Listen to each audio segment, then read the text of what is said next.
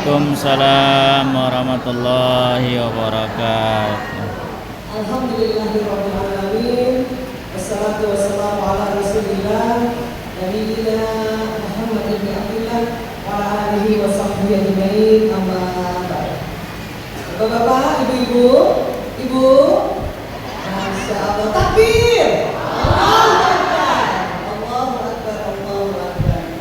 Hari ini 1 Muharram 1448 Hijriah, tahun baru Islam. Saya baru kali ini tahun baru Islam ada di Deli Serdang, Sumatera Utara. Tepatnya di pesantren yang luar biasa, besarnya, indahnya, gantengnya, cakep semuanya.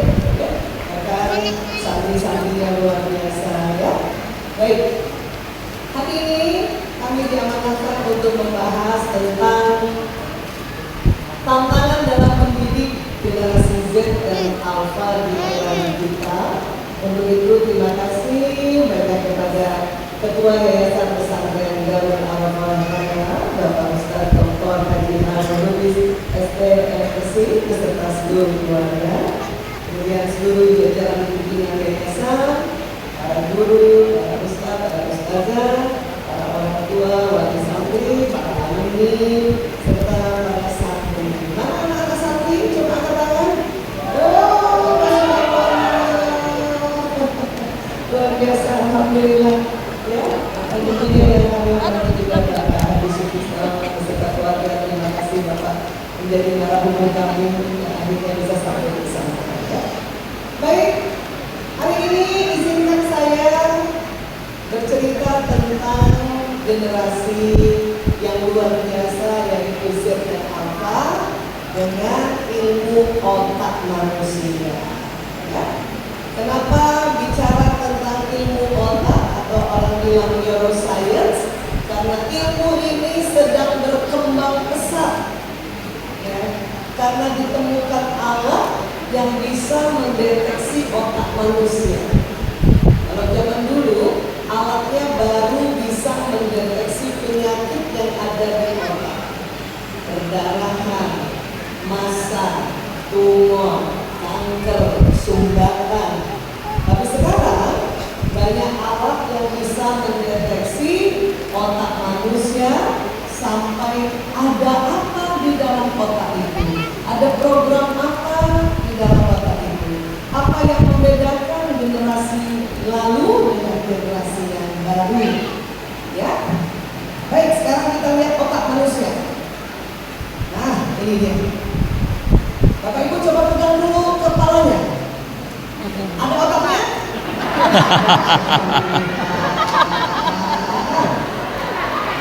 Takut lupa.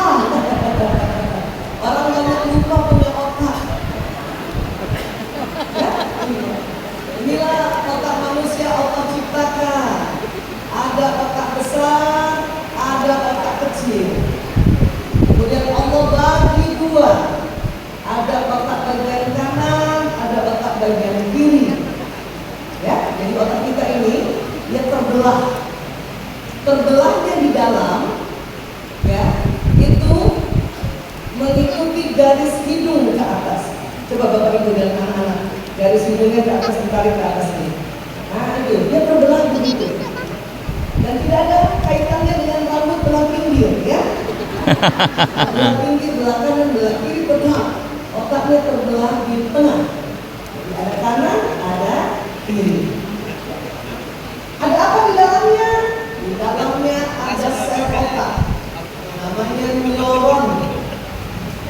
Maaf, ini perjanjian internasional. Kalau bicara tubuh manusia, buat kami tenaga kesehatan harus pakai bahasa Latin.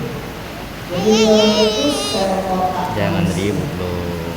Jumlahnya Allahu Akbar banyak sekali. Para ahli mengatakan jumlahnya 100 miliar. Satu sel otak cara kerjanya seperti satu komputer yang tercanggih di zamannya. Jadi kalau kita punya 100 miliar, di otak kita ada berapa komputer? 100 miliar.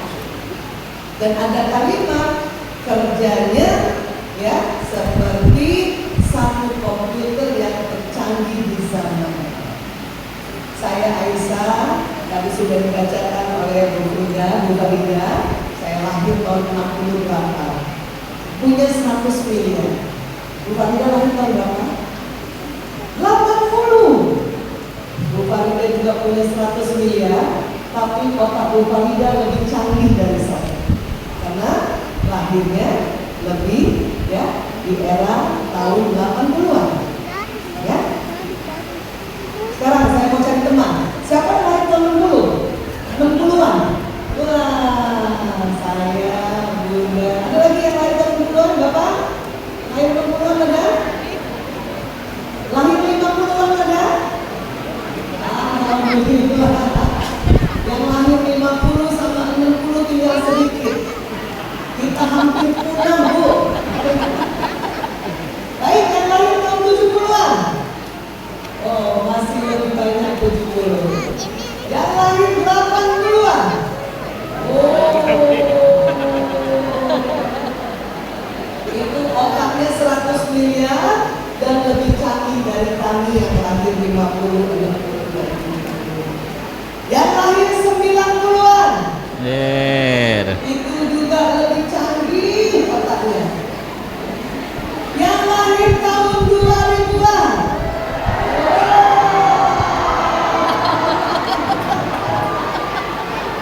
Lebih banyak. Itu anak-anak kita yang lahir 2000-an, ayah bunda, otaknya lebih canggih dari kita orang tua. Ya? Kenapa disebut canggih? Karena sel otak era 2000-an ke atas nanti mampu menampung informasi, menampung data-data yang lebih banyak dari otak yang lahir sebelumnya. Jadi disebut canggih. Kalau bahasa teknologi, EQ-nya lebih besar atau RAM-nya lebih besar. Nah, gitu. Memang kami yang lahir 50, 60, 30, 70 tidak canggih, tapi tangguh. Pasti yang paham. Makanya yang lahir 50, 60, 70 dia menghasilkan karya teknologi yang tangguh. Zaman dulu televisi kalau rusak dipukul jadi benar. Betul? Betul. Siapa masih dapat? Dulu di TVRI setiap jam 9 waktu Indonesia bagian Barat ada acara namanya Dunia Dalam Berita. Masih ingat? Masih. Pernah Dunia Dalam Berita dulu Tuti Aditama bacakan berita, goyang-goyang gitu. Terus saya berteriak dan ibu saya di dapur, "Ibu, TV-nya goyang-goyang." Apa ibu saya bilang dari dapur? "Pukul nak, pukul." Makanya itu atasnya pukul. Kok jadi benar? Radio rusak, pukul. Benar. Telepon waktu itu masih telepon yang diputar, dia bunyi, pukul. Jadi benar. Itulah makanya anak-anak era di tahun itu kami kalau nakal dipukul. Jadi benar. Ibu, sekarang ibu di rumah boleh dipukul. Makin Televisinya sudah TV digital. makin rusak lah. TV canggih. Nggak dipukul aja rusak. Dan TV digital itu dihasilkan karya oleh generasi yang memang otaknya bekerja secara digital. Ya. Untuk itu generasi sekarang tidak bisa lagi kita pukul. Mereka semua generasi yang dibilang sentuhan lembut, soft touch. Betul ya? Ibu kalau pegang HP kan gitu. TV-nya. Dulu kami kalau sudah maghrib, orang tua lihat kita belum siap-siap pergi wudhu, oh habis dimakan. Ayo sholat. ingatkan mereka dengan cara lembut. Ayo nak, ayo sekarang. Usap-usap punggungnya, soft touch. Ya, itu bedanya. Itu bedanya. Kenapa? Karena memang otak era baru Allah ciptakan otak sama bentuknya, tetapi ada perbedaan. Pertama, dia menampung data-data lebih banyak. Ya, makanya anak era sekarang itu kalau ya menampung informasi dari banyak media itu mereka sanggup. Kalau kita zaman dulu tahu ada apa Indonesia, tunggu surat kabar, betul ya? Surat kabar pagi, surat kabar sore. Kadang beritanya sering terlambat. Ya, kalau sekarang yang mudah, orang bisa tahu ada apa berita di Deli Serdang, ada apa berita di Padang, ada apa berita di Makassar, ada apa berita di luar negeri dan sebagainya. Ya, karena memang otak mampu menampung data-data. Ya, untuk itu kalau kita mau menjadi orang tua bijaksana dan karena cara kerja otak itu merekam apa yang kita sebut, maka dengan sangat-sangat sadar kita pantang menyebut generasi Z dan Alpha atau generasi berikutnya dengan sebutan buruk. Itu pantang. Tidak usah sebut mereka generasi rebahan, tidak usah sebut mereka generasi galau, tidak usah sebut mereka generasi mecin, ya, tidak usah sebut mereka generasi strawberry, tidak usah, ya, karena mereka juga tidak tahu kalau akan lahir tahun 2000-an. Mari sebut mereka dengan sebutan baik, yaitu apa? Generasi rohani dan generasi Quran. Otak mereka lebih cepat menghafal Quran dibanding orang tuanya. Betul Bu? Masya Allah. Ya, Masya Allah. Itu kalau kita lihat generasi, saya kalau lihat adik-adik anak-anak itu di belakang saya, Masya Allah, saya lihat mereka generasi rohani, generasi Quran ini saya, Masya Allah. Ya, saya lihat anak-anak saya juga ya Allah, kami generasi hebat, generasi emas, ya, generasi yang memang ya otaknya Allah buat seperti komputer tercanggih di era ini memang. Jadi kita tidak perlu melabel mereka dengan yang buruk. Dan juga buat generasi baru, ya, tolong hormati juga generasi orang tua, hormati generasi yang dituakan, dan hormati generasi lama. Kenapa? Karena memang setiap era ada orangnya dan setiap orang ada eranya. Setuju ya Bu? Setuju. Jadi bilang apa dengan anak-anak? Generasi apa? Generasi apa?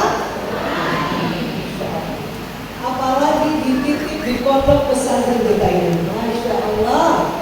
Ya, ini Bapak Ibu sudah dibantu oleh pondok pesantren untuk membuat mereka generasi Qurani dan generasi rohani. Masya Allah, saya terharu sekali.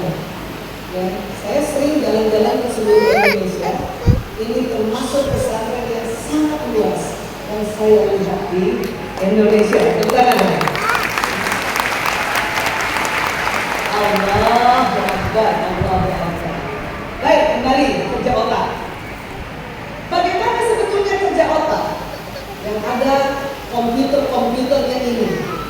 Sama, komputer yang ada di otak kita ada kabel-kabelnya. Maka cara kerjanya nanti dia akan tersambung seperti ini. Tersambung. Di otak ini ada peristiwa yang Allah ciptakan untuk otak tersambung. Sekarang, ayo Bunda, Bapak Ibu, anak-anakku di belakang, boleh angkat tangan kanannya. Boleh sentuh teman yang sebelah kanan. otak. Ya, itu. Nah, waktu otak tersambung ini ada listriknya. Jadi di otak manusia itu penuh listrik. Makanya ibu terasa nggak otaknya sering panas? Karena terasa juga otaknya sering koslet. Tanggal berapa ibu otaknya koslet? Tanggal tua ya. Karena memang di otak ada listriknya. Ya.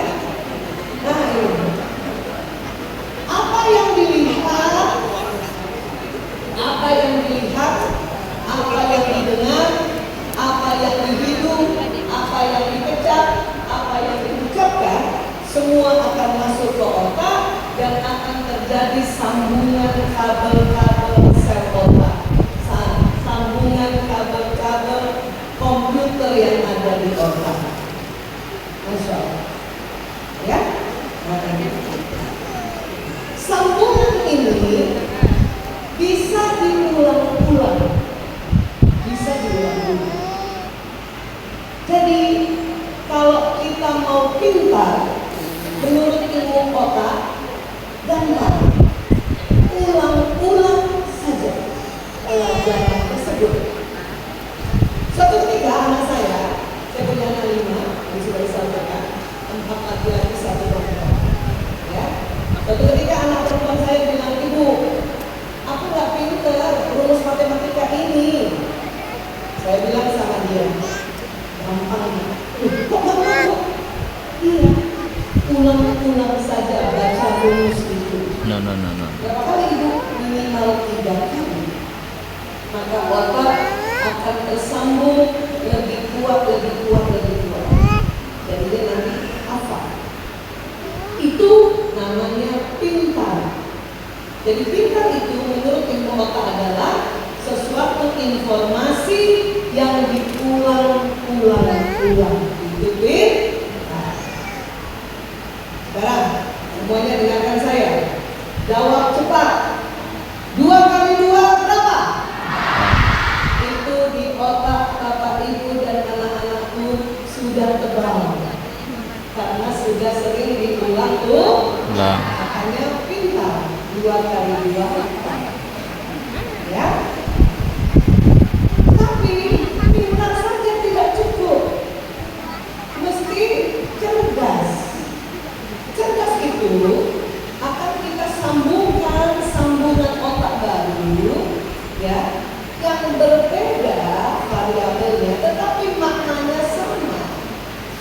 Makanya satu ketika kita belajar lagi, 2 kali 2 sama dengan 4 kali 1, betul? 2 kali 2 sama dengan 5 kurang 1, betul? Itu namanya cerdas. Ya, cerdas. Jadi kita mencoba mempelajari hal yang baru yang bisa saja maknanya sama, itu cerdas. Saya tahun 98 sebagai dokter untuk korban narkoba.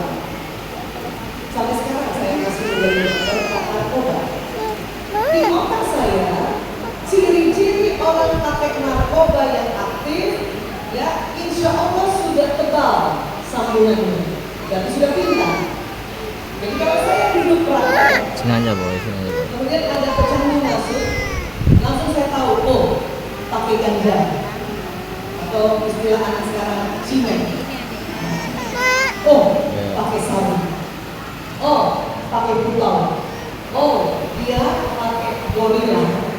Udah tahu, udah. Karena sudah bertahun-tahun. Jadi memang saya di otak saya, alhamdulillah sudah tebal sambungan otak tentang ciri-ciri orang pakai narkoba yang masih aktif.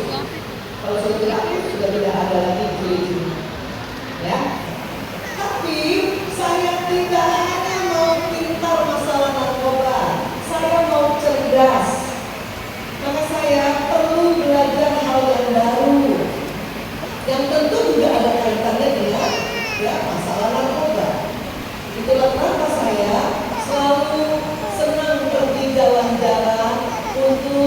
berbagi tentang ilmu parenting agar Bapak Ibu dari awal tahu bagaimana mendampingi anak-anak dalam belajar dan dalam dia berkembang supaya anak-anak selamat dari penyimpangan. Itu namanya cerdas. Itulah saya suka jalan-jalan. Kali ini saya datang ke Medan dan sampai di sini. Suami saya pernah tanya sama saya, "Oh, mau kemana tadi?" Saya mau ke Medan. Untuk apa? Mencerdaskan otak. Jadi para ayah, para suami, kalau istri minta jalan-jalan, kasih izin ya. Karena itu salah satu mencerdaskan otak. Betul Bu?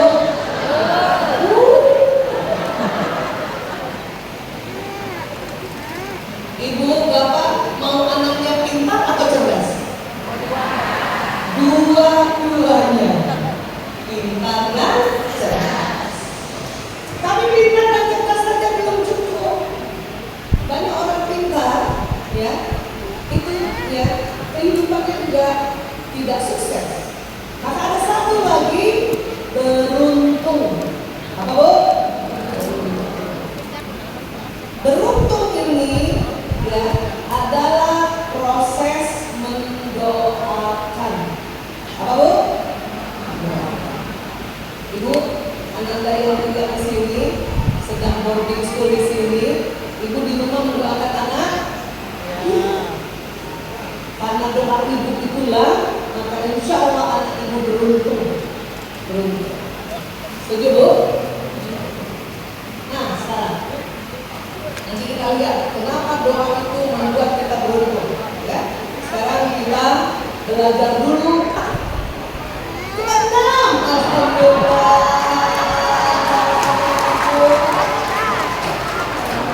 Saya suka banget kalau ada ibu anaknya banyak, suka banget. Ya, ada lagi yang hamil. Cuma 2. Sebegini banyak ibu cuma 2 yang hamil.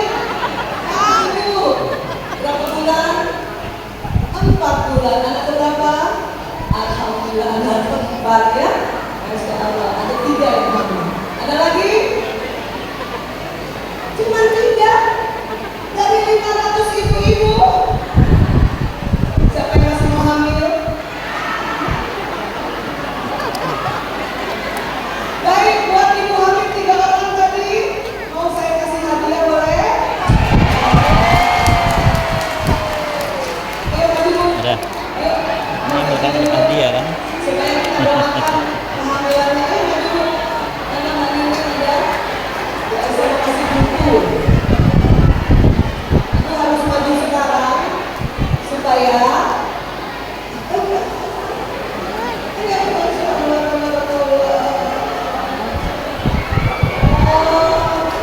siapa lagi hamil? Masya Allah, alhamdulillah. Tadi ya. Ini benar cuma 3 nih. Masih 3 yang hamil. Otaknya sudah bekerja. Ya. Itulah makanya ibu hamil harus hati-hati. Berdiri kakak. Hati-hati bicara, hati-hati melihat, hati-hati mendengarkan, dan hati-hati berperilaku. Kenapa? Karena apa yang kita ucapkan, apa yang kita lihat, apa yang kita dengar, ya, jalan di tubuh kita lewat sistem saraf. Sistem apa Bu? Saraf. Sistem saraf kerjanya kayak kabel listrik.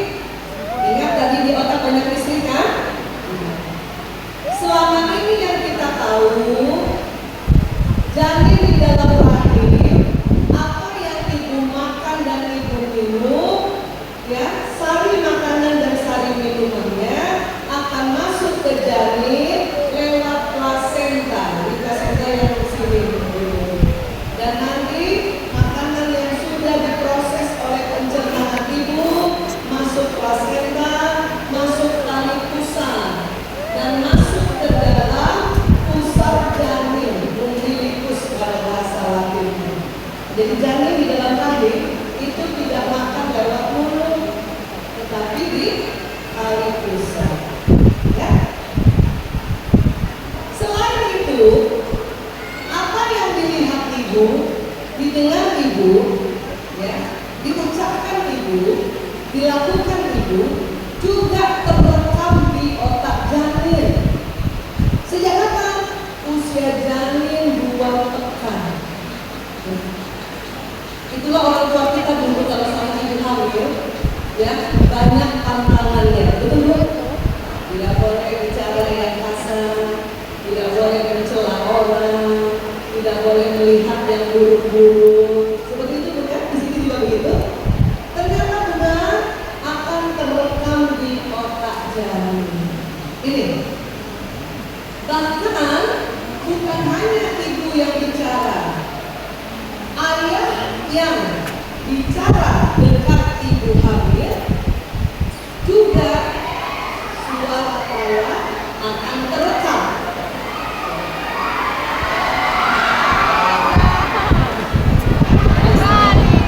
Senang melihat.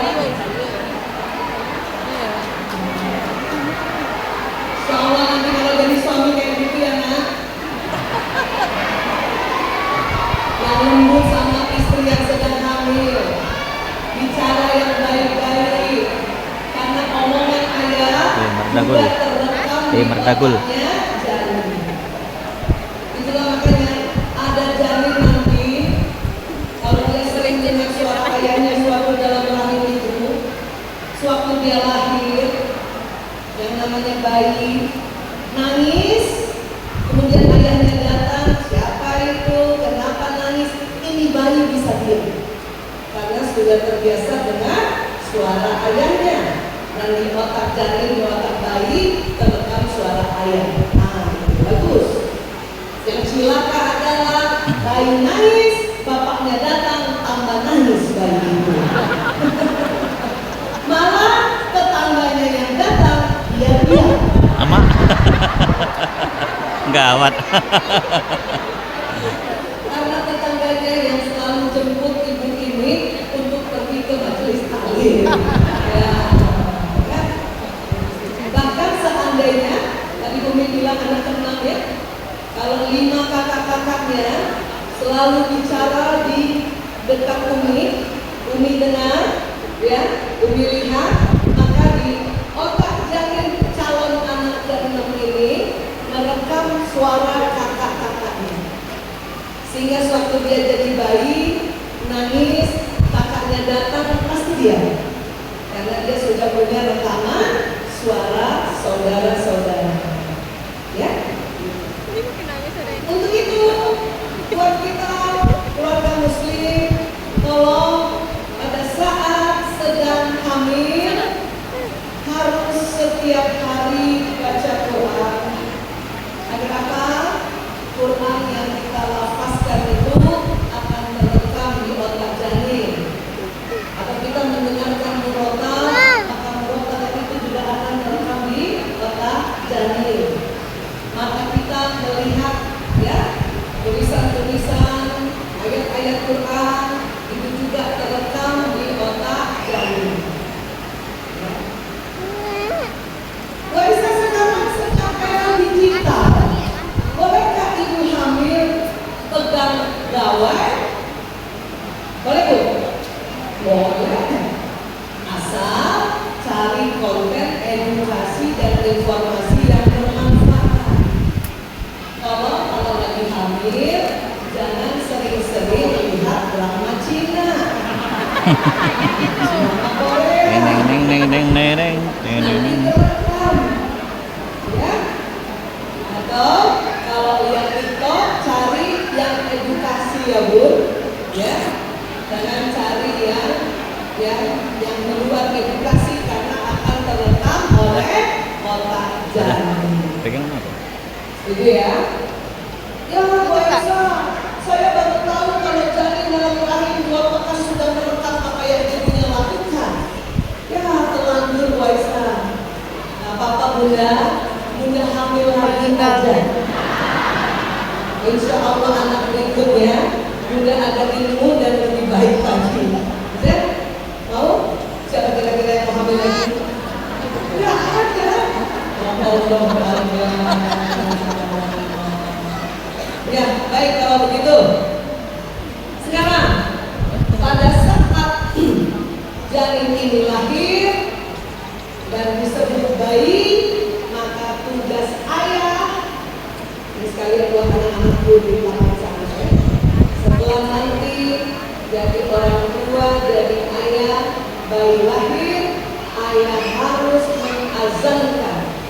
dan menghormatkan bayi yang baru lahir. Azan di telinga kanan, qomat telinga kiri. Dan pada saat dikomatkan, maka sambungan saraf yang ada di otak bagian kanan di atas telinga tersambung lafaz azan. Kalau kiri dikomatkan, tersambung lafaz qomat. Jadi pendengaran pertama lagi setelah dibuka bumi, bayi harus mendengarkan azan dan qomat. Kalau seorang ayah tidak ada di tempat sewaktu anaknya lahir, bolehlah digantikan dengan kakeknya, bolehlah digantikan dengan pamannya, atau mungkin kalau tidak ada kakek, tidak ada paman, siapa? Ada saudara laki-lakinya yang mungkin sudah bisa azan dan qomat, ini dipersilakan. Tapi hati-hati, karena saya sering lihat di ruang bayi, bapak-bapak yang baru punya anak, saking senangnya punya anak, kadang waktu azan gemetar. Yang biasanya azan hafal, ini bisa nggak hafal. Bahkan berbalik antara hayya 'alas shalah dan hayya 'alal falah.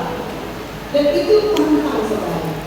Kapan keliru lafaz azannya, bahkan terbalik, maka saraf di otak bayi akan terbalik dari awal. Itulah saya sekarang, kalau dulu nih, waktu tugas di ruang bayi, kalau saya lihat anak bapak, anak pertama, dan dia gentar mau azankan anaknya, saya sering kasih catatan azan. Terus kata si bapak, benar-benar saya sudah hafal. Iya pak, cuma saya lihat bapak gentar. Nanti daripada salah lafaznya, maka bapak pakai aja contekan yang bapak, dengan begitu. Karena ini penting sekali. Kemudian setelah lahir, hari ke-7, hari ke-14, hari ke-21, dan hari berikutnya kelipatan 7, di keluarga muslim ada sebuah upacara yang memang hukumnya bukan wajib, memang hukumnya sunnah, tapi sunnah muakkadah, sunnah yang cenderung wajib. Apa itu? Akikah. Akikah. Kalau punya anak laki, akikah potong kambing berapa ekor, Bu? 2. Kalau anak perempuan berapa ekor? 1. Kenapa kita potong kambing? Rupanya banyak hikmahnya. Salah satu hikmah yang berdasarkan ilmu otak, ternyata di otak manusia ada otak emosi. Di mana tempatnya? Di tengah otak. Ini yang berwarna hijau, atau kalau gambar ini warna ungu dan biru, otak emosi. Di tengah otak. Ukurannya sekepalan tangan masing-masing. Coba Bapak Ibu kepalkan tangannya. Nah itu, sebesarnya di otak emosi Bapak Ibu. Coba bandingkan sama teman sebelahnya. Mana lebih besar? Yang lebih besar tidak usah minder, tidak usah malu. Bukan emosinya yang besar. Kalau lebih besar ini karena kolesterolnya saja yang karena otak memang mengandung kolesterol, ya. Nah, otak emosi inilah, disinilah Allah simpan program berbagai jenis emosi, emosi sedih, marah, kesal, jengkel, takut, cemas, termasuk juga emosi gembira ada di tengah otak. Dan ternyata bukan hanya manusia yang punya otak emosi, hewan golongan mamalia juga punya otak emosi. Maka otak emosi ini disebut otak mamalia. Itulah mengapa di dalam prosesi bayi yang baru melahirkan ada upacara akikah dengan memotong kambing. Karena kambing adalah hewan golongan mamalia yang halalan thayyiban untuk dimakan.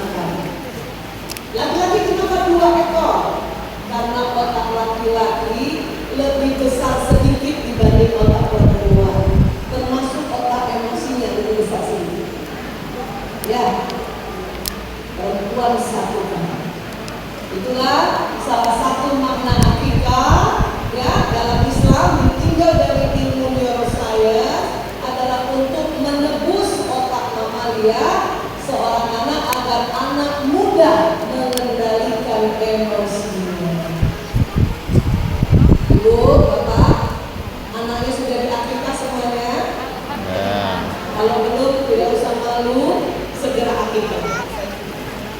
Saya beberapa kali mengurus anak-anak narkoba di tempat kami. Ada beberapa anak yang susah sembuhnya, susah pulihnya. Suatu saya tanya orang tuanya, Pak, maaf, anak bapak dulu sudah diakikah? Bapaknya bilang belum. Kenapa? Saya dulu sudah kumpul-kumpul uang untuk beli kambing.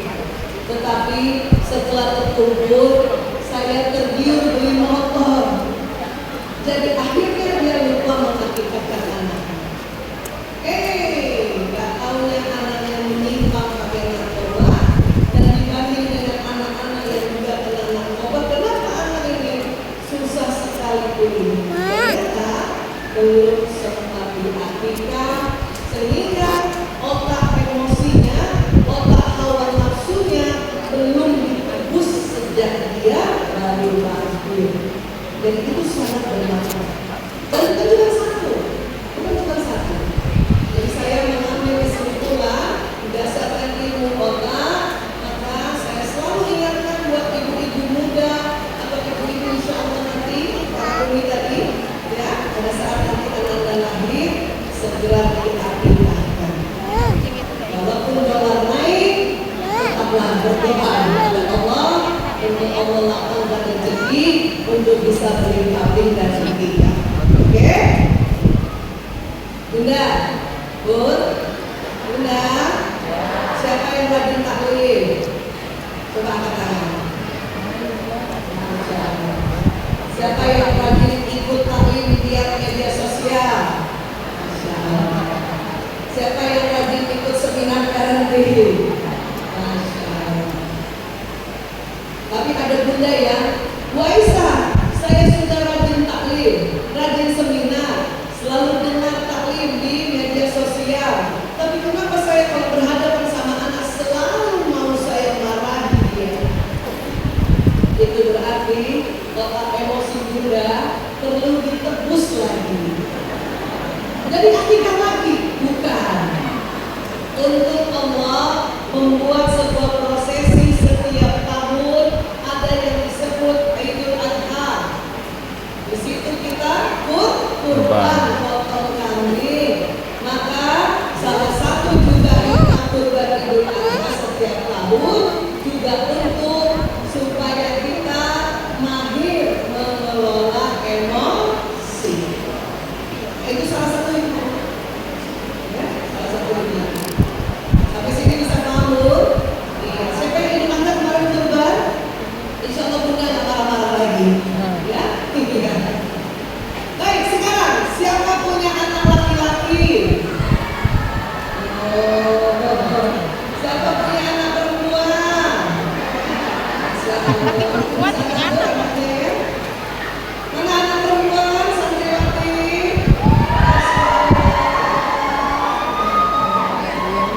Cantik-cantik tadi waktu saya salaman, saya sengaja datang untuk bersalaman dengan anak. Cantik-cantik, Masya Allah. Dari kejauhan saya juga lihat anak yang laki-laki juga jaga-jaga dan terjaga.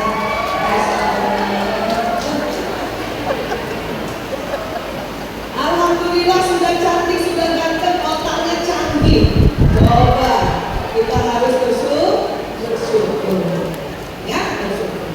Nah sekarang otak kita tadi terdiri dari dua belahan.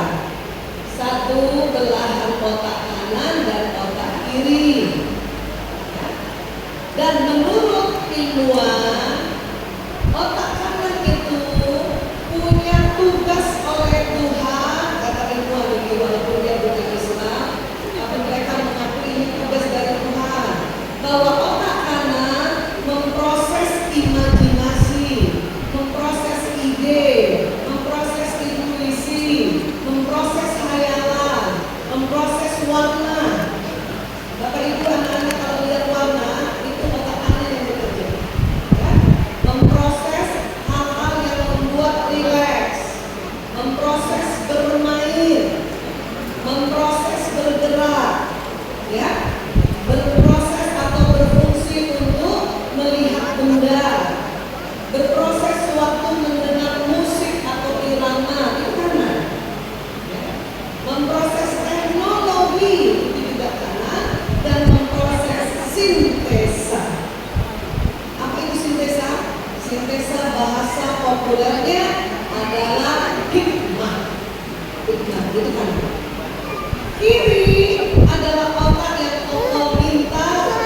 bertugas memproses bahasa, angka, hitungan, logika, Kue-kue tadi. rasional, detil, Oh, fakta, kue yang dapat itu tadi. peraturan, disiplin, ikuti ini, syair lagu ini, dan analisa. Apa maksud analisa, Bu Aisyah? Bapak Ibu, ayah bunda, anak-anak, kenapa otak kita ini Ya. bilang begini?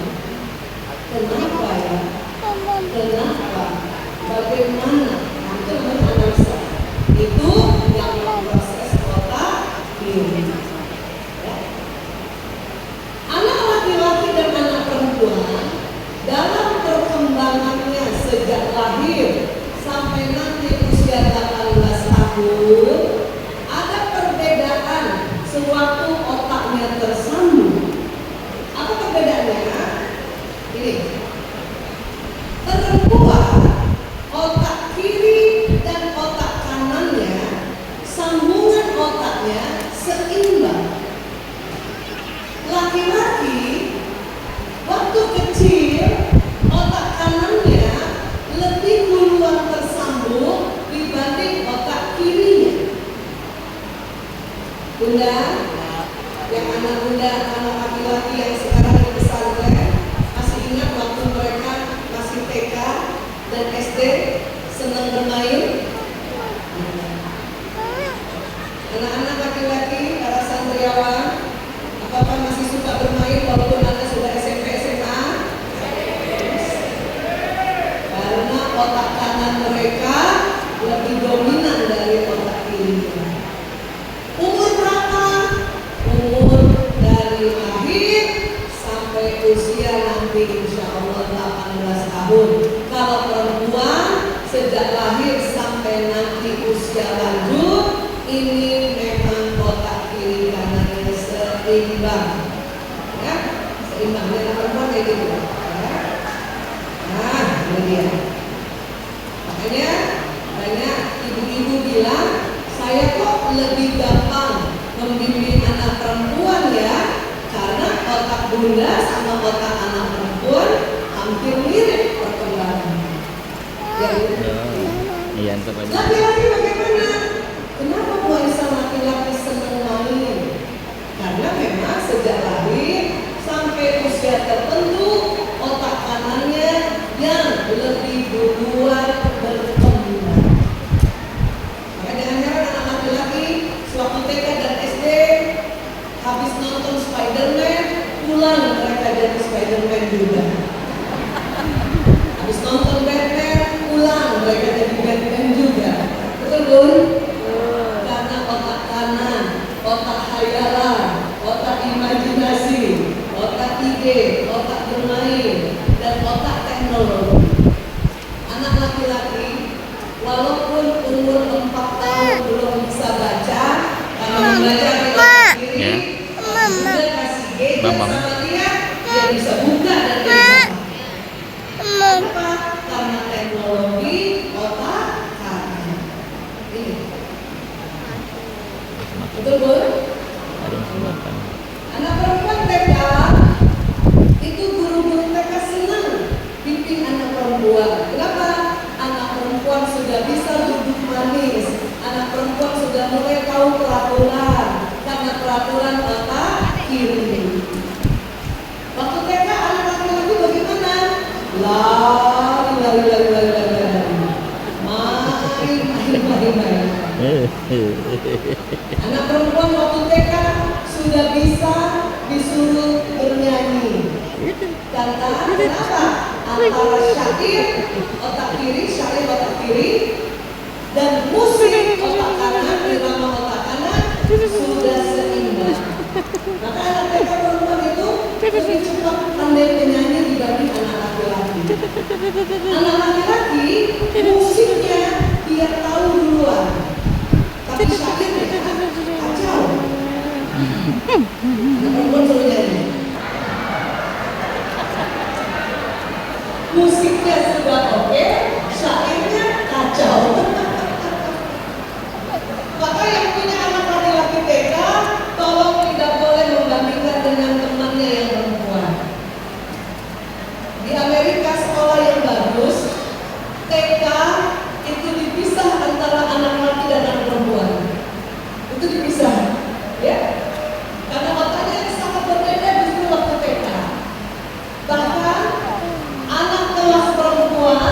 yang ajar ibu guru, kelas laki-laki yang ajar pak guru.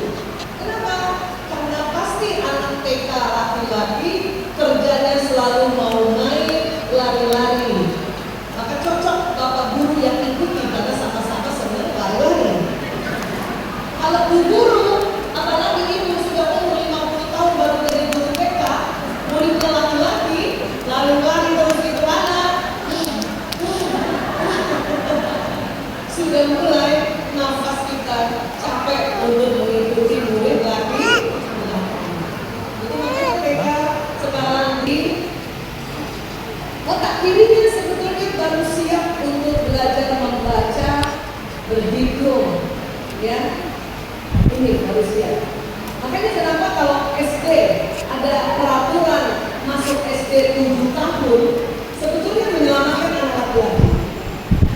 Anak perempuan mau masuk SD 6 tahun, tidak masalah mereka karena otak kirinya sudah berkembang duluan. Waisa, tapi zaman dulu anak laki-laki juga masuk SD 6 tahun tidak masalah. Iya, karena kurikulumnya beda. Sekarang kurikulum SD kelas 1 sampai 7. Ini aku tutup ya. Budi, kan ya? Wati, Budi, dan Iwan kalau liburan kemana? Ke rumah siapa? Makanya zaman dulu, siapa masih ingat bukunya ini?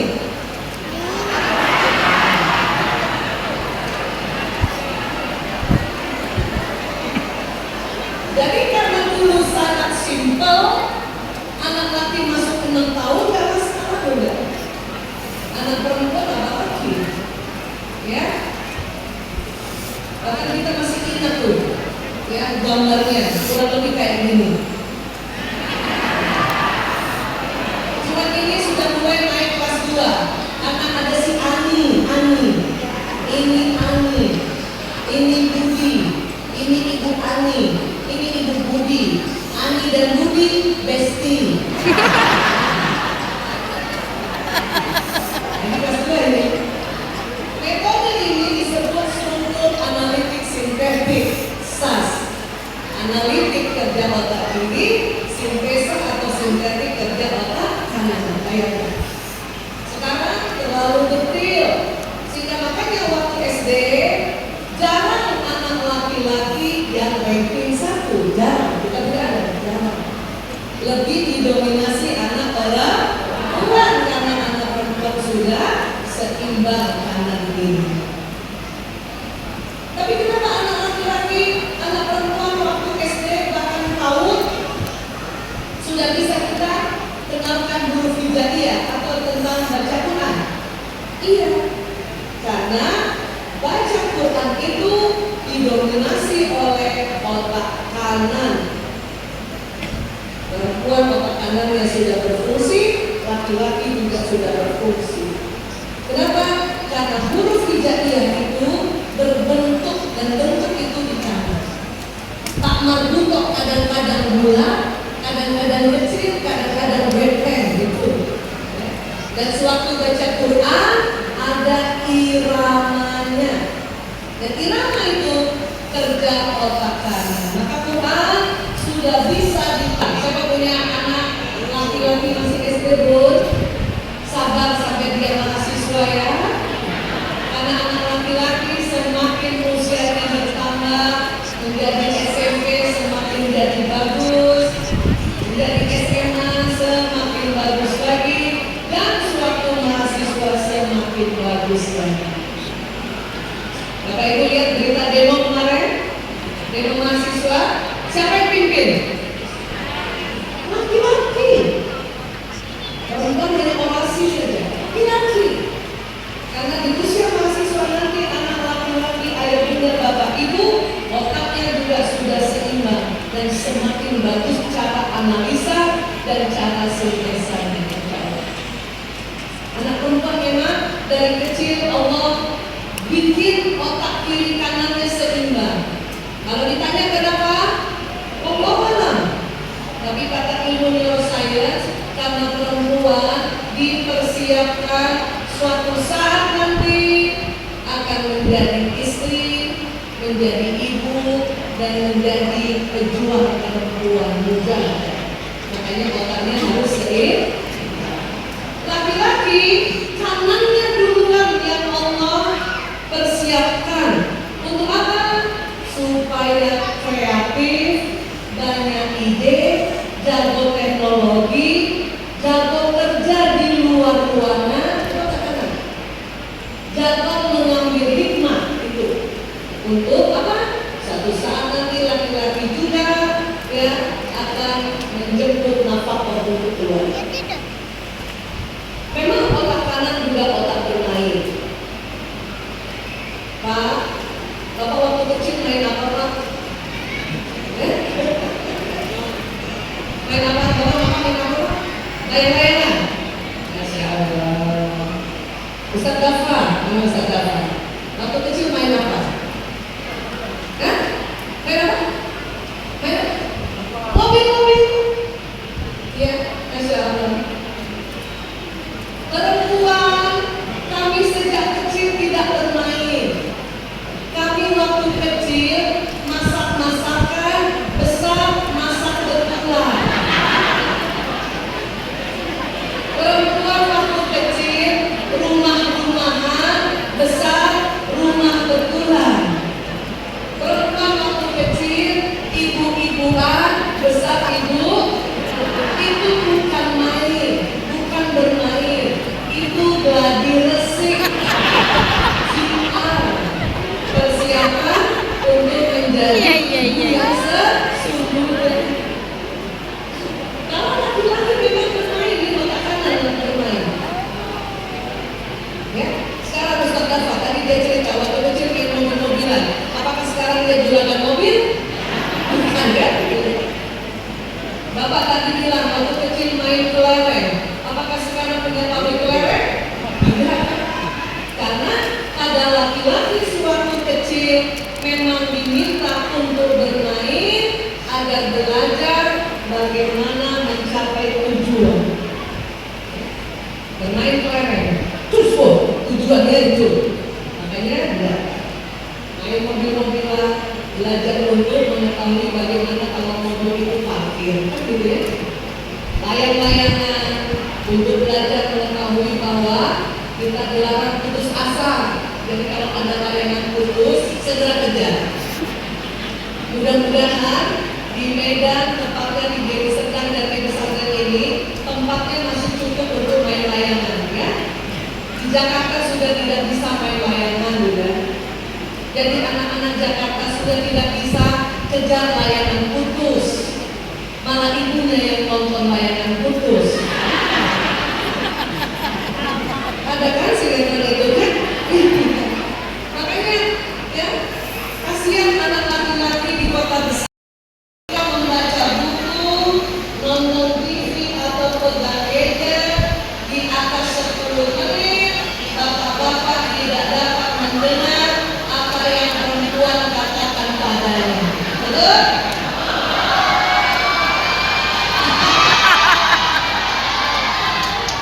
Ibu, berapa kali ibu panggil suami kalau suami lagi nonton TV? Baru dia menengok. Berapa kali? Berkali-kali. Bukan bapak sengaja tidak dengar. Otak laki-laki sedang konsentrasi. Abi, tidak dengar tuh. Abi,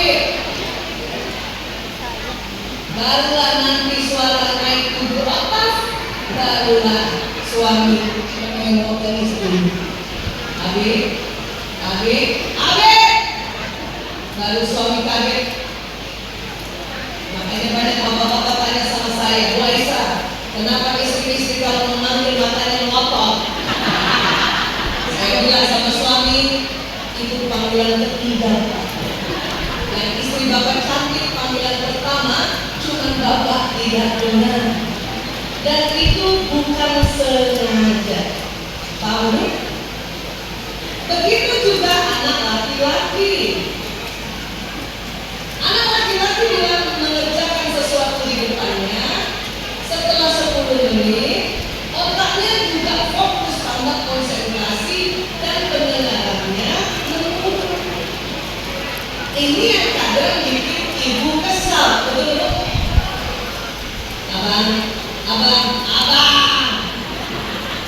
Kalau anak laki kaget dia, atau malah ya karena ibu kesal, mainan anak laki-laki ibu ambil, ibu rebut, dan itu anak laki-laki tidak suka Bu.